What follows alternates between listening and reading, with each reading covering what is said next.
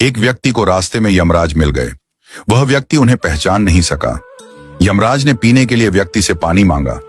उस व्यक्ति ने बिना कोई प्रश्न किए झट से अपनी थैली से पानी निकाला और उन्हें दे दिया।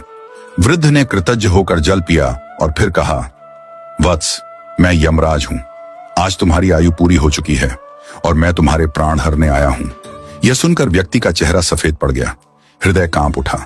डर के मारे उसके पांव लड़खड़ा गए। लेकिन यमराज बोले, डरो नहीं, क्योंकि तुमने मेरी प्यास बुझाई है। अतः मैं तुम्हें एक विशेष अवसर देना चाहता हूं, तुम्हारी किस्मत बदलने का मौका। उन्होंने एक डायरी उसके हाथ में थमाई और कहा, इस डायरी में जो तुम लिखोगे वही सच हो जाएगा।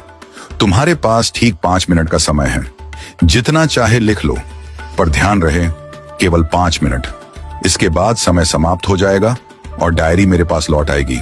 व्यक्ति का भय थोड़ा कम हुआ। वह सोचने लगा, अब तो मेरी किस्मत मेरे हाथ में है, मैं सब कुछ बदल सकता हूं।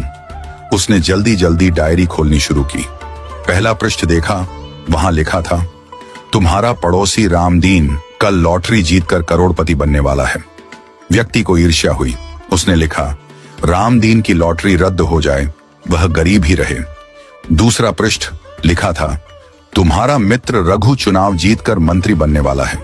व्यक्ति ने लिखा, रघु चुनाव हार जाए, उसे अपमान झेलना पड़े। तीसरा पृष्ठ, तुम्हारा छोटा भाई विदेश जाकर बड़ा व्यापारी बनने वाला है। व्यक्ति फिर लिखता है, वह कभी विदेश न जा पाए, नौकरी के लिए भटके।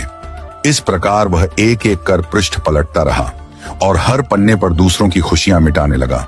उसका मन ईर्ष्या और द्वेष से भर गया था। अंत में उसने डायरी का अंतिम पृष्ठ खोला। यह उसका अपना पृष्ठ था, जहां लिखा था, अब तुम अपने जीवन का भविष्य तय कर सकते हो। वह मुस्कुराया, पेन उठाया, लेकिन तभी एक ठंडी सी आवाज आई, वत्स, तुम्हारा 5 मिनट का समय समाप्त हो चुका है। यमराज ने धीरे से डायरी उसके हाथ से ले ली और कहा, तुमने अपने जीवन का सबसे कीमती समय दूसरों का बुरा सोचने में बर्बाद कर दिया। न स्वयं के लिए कुछ लिखा, न अपने जीवन को सुधारने की कोशिश की। यह अवसर तुम्हें ईश्वर ने दिया था, पर तुमने अपनी दुर्बुद्धि से उसे खो दिया। अब पछताने से कुछ नहीं होगा।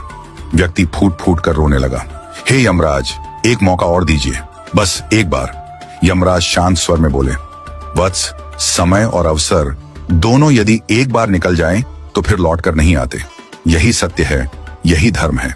और फिर यमराज अदृश्य हो गए। समय अनमोल है, इसे सोच समझकर उपयोग करो। ईर्ष्या और द्वेष जीवन को नष्ट कर देते हैं। यदि ईश्वर तुम्हें कोई शक्ति या अवसर देता है, तो उसका उपयोग अपने और दूसरों के कल्याण के लिए करो। दूसरों का बुरा चाहने से तुम्हारा भला नहीं होता। जो व्यक्ति अपने भाग्य को सुधारने की जगह दूसरों को गिराने में समय लगाता है, वह अंत में अपने हाथों अपनी ही हार लिख देता है। सच्चा मनुष्य वह है जो अवसर मिलते ही प्रकाश की ओर बढ़े, न कि अंधकार में दूसरों को ढकेलने लगे।